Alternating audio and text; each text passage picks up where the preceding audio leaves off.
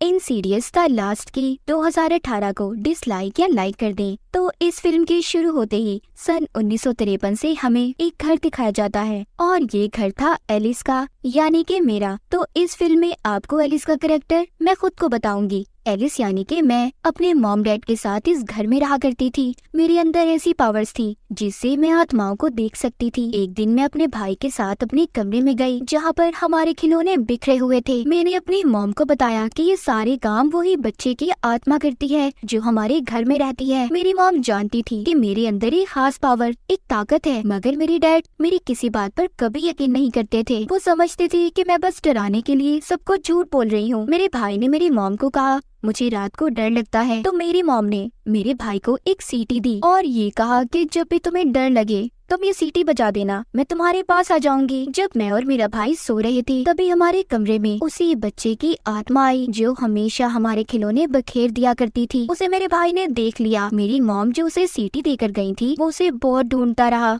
मगर वो उसे कहीं पर भी ना मिली। वो डर से चिल्लाने लगा था। उसकी आवाज सुनने के बाद मेरे डैड वहाँ पर आ गए और मुझसे पूछा क्या तुमने फिर से कोई आत्मा देखी है, जिस पर मैंने हाँ बोला। तब मेरे डैड मुझे नीचे ले गए और बहुत मारा। बेसमेंट में बंद कर दिया था क्योंकि वो मेरे बारे में ये जानते थे कि मैं जानबूझकर ये सब कुछ करती हूँ। मैं लोगों को डराती हूँ क्योंकि मेरे डैड मेरी इन हरकतों की वजह से तंग आ चुके थे कि मुझे भूत प्रेत आत्माएं नजर आती हैं। तभी अचानक से वहाँ पर बेसमेंट की लाइट बंद हो गई और तभी मुझे वहाँ से एक आवाज आई जो मुझसे कह रही थी कि अगर तुम्हें रोशनी चाहिए तो तुम्हें ये दरवाजा खोलना होगा। दूर एक दरवाजे से जो बेसमेंट में बना हुआ था उसके सुराख से रोशनी बाहर आ रही थी और ये आवाज भी मुझे वहीं से आई। वहाँ पर उस दरवाजे की चाबी भी थी। मैंने उस दरवाजे को खोल दिया जो मेरी बहुत बड़ी गलती थी। उस दरवाजे से एक शैतानी आत्मा बाहर आई और उसने मुझ पर अपना कंट्रोल कर लिया और उस चीज ने वहीं पर मेरी मॉम को भी मार दिया। जिसके बाद वक्त गुजरता गया, मैं बड़ी हो गई और अपनी मॉम की मौत का कसूरवार खुद को समझती थी। एक दिन मैंने अपने घर पर एक लड़की को देखा जो बहुत अजीब हुलिये में थी। मतलब वो एक आत्मा थी जो बस मुझे ही नजर आ रही थी। मैंने इस बारे में अपने डैड को बताना चाहा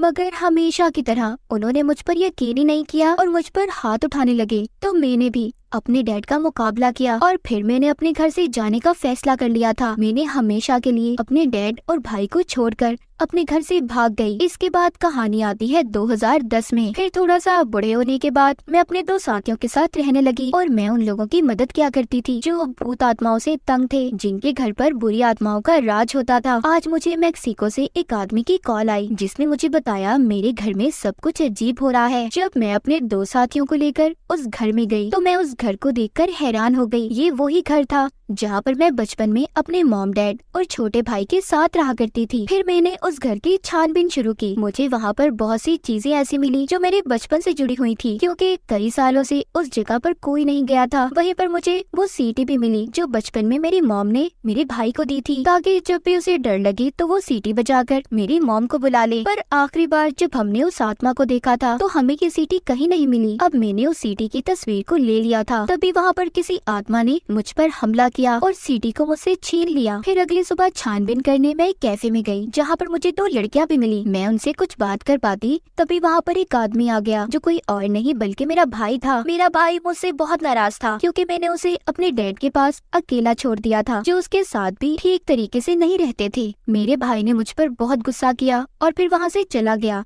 मुझे जो लड़कियां मिली थी वो मेरे भाई की बेटियां थी। मैंने अब उस सीटी की तस्वीर को अपने भाई की बेटी को दे दिया और कहा इसे अपने डैड को दे देना। उसी रात मैं अपने घर वापस आई जहाँ पर मैं छानबीन करने आई थी और जो मेरे बचपन का घर भी था वहाँ पर मुझे फिर से सीटी की आवाज आई। वो आवाज दीवार के पीछे से आ रही थी मगर जब मैंने पास जाकर देखा तो वो कोई दीवार नहीं बल्कि एक दरवाजा था। मैंने अपने डैड की रखी हुई चाबियों से जब उस दरवाजे को खोला तो वो सीटी मुझे जमीन पर गिरी हुई मिली। साथ ही मैंने वहाँ पर एक लड़की को देखा जो एक इंसान थी।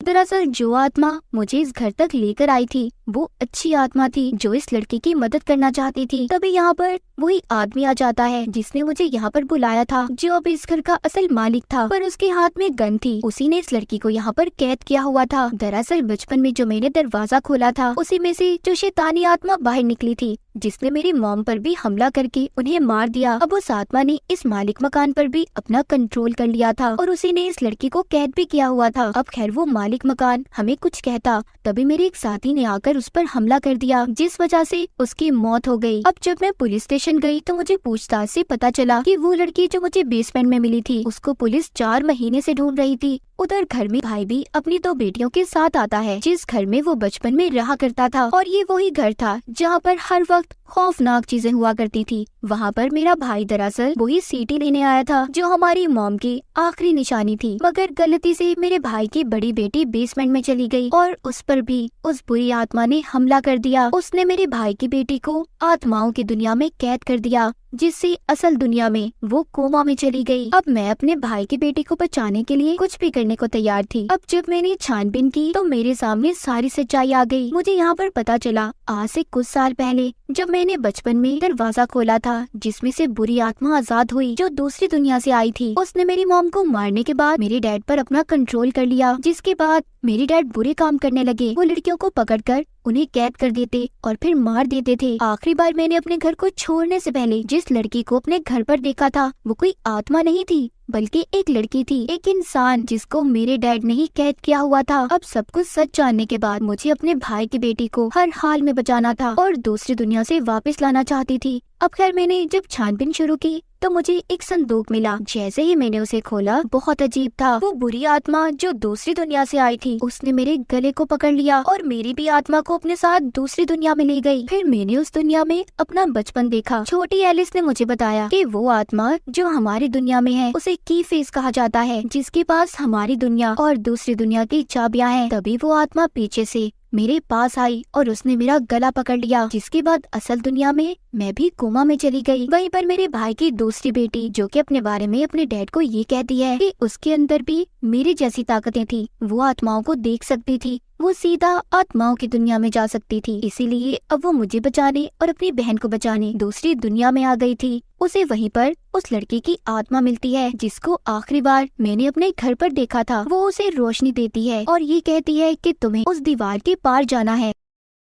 उस दरवाजे के पार आ गई थी जहाँ पर बहुत सारे जेल बने हुए थे। उसी एक जेल में उस आत्मा ने मुझे भी कैद किया हुआ था। वहीं पर मैंने देखा एक जेल में से मेरे डैड बाहर आते हैं और उसी की फेस आत्मा ने मेरे जेल को भी खोल दिया और मुझे ये कहा जाओ अपने बचपन का बदला लो अपने डैड से, क्योंकि वो मेरे साथ हमेशा से बुरा सलूक किया करते थे। मुझे गुस्सा आ गया और यहाँ पर मैंने यानी कि एलिस ने अपने डैड को ऐसे मारा जैसे वो मुझे बचपन में मारा करते थे। पर जब मैं ऐसा कर रही थी तो कीफेस आत्मा को ताकत मिल रही थी, क्योंकि जब जब इंसानों के बीच नफरत बढ़ती है तो उसी कीफेस आत्मा यानी उस शैतान को ताकत मिला करती थी। और जब मेरे भाई की बेटी यहाँ पर आई तो उसने मुझे मेरे डैड को मारने से रोका और मेरे स्टिक को भी लेकर तोड़ दिया जिससे मैं अपने डैड को मार रही थी। मैंने देखा कि कीफेस ने मेरे भाई की बेटियों की आत्माओं को कैद किया हुआ है। मैंने उससे यहाँ पर एक सौदा किया कि वो मेरे भाई की बेटियों को छोड़ दे और मुझे मारकर यहाँ पर मेरी आत्मा को कैद कर ले। ये सुनकर वो कीफेस शैतानी आत्मा मुझे मारने लगी और साथ ही साथ मेरे भाई की बेटी को भी मार रही थी जिसे उसने पहले पकड़ा था। उधर असल दुनिया में उसका जिस्म भी खत्म हो रहा था।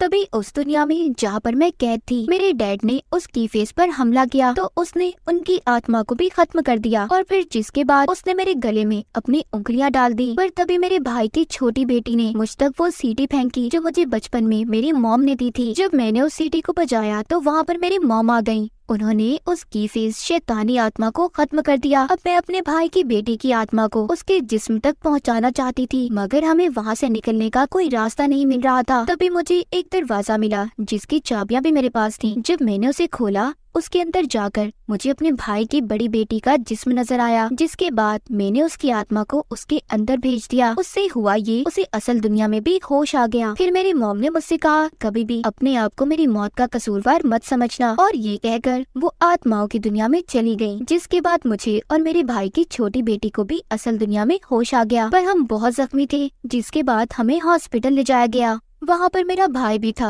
मैंने उसे वो सीटी दी जो हमारी मॉम ने हमें बचपन में दी थी। हम दोनों एक दूसरे के गले लग गए और अपनी मॉम को याद करने लगे। जिसके बाद एक रात जब मैं सो रही थी तो मुझे एक ख्वाब आया जिसमें मैंने एक घर में छोटे बच्चे को देखा जो अपने बेड पर सो रहा था। तभी उसकी खिड़की पर उसने एक लाल चेहरे को देखा जिसको मैं भी सपने में देखकर डर गई और मेरी आँख खुल गई। तभी मुझे एक कॉल आई जो उसी बच्चे की मॉम की थी। उनका बेटा कोमा में जा चुका था और ये बात अब मैं खुद भी जानती थी क्योंकि बचपन में उस बच्चे के डैड ने मेरी मदद की थी, मुझे आत्माओं से बचाया था और अब उसे बचाने की मेरी बारी थी। क्या पता उसकी आत्मा भी दूसरी दुनिया में कैद हो गई हो। क्या मैं इस बात का पता चला पाऊंगी? क्या राज होगा इस कहानी के पीछे? तो इसी सस्पेंस के साथ इस मूवी की कहानी यहीं पर खत्म हो जाती है।